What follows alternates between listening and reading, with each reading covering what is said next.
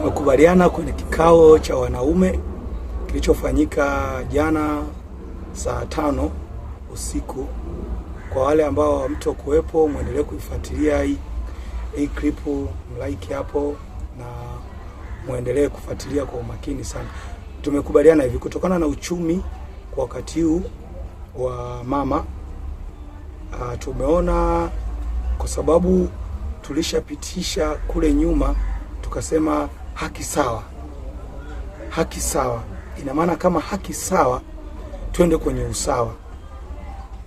Jambo muhimu tulilosema, kutokana vijana wengi wamekutana na hili wimbi la uchumi wao kushuka mno, tumesema hivi, mwanamke kama anahitaji kuja ghetto, atumie nauli yake. Akishafika mjengoni, utamlipa pesa hii.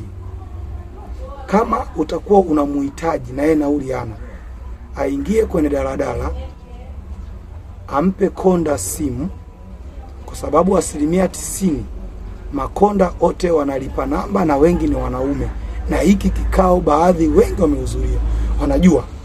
Kwa hiyo utaongea na konda, utamtumia hiyo buku, alafu huyo mama, huyo binti atafika sehemu husika, kwa utamkata ile yako uliotuma kule kwa makonda. Hiyo imekaaje? Naamini hapa tutaondoa zile kero na gasi. Nadhani hiyo limekaa.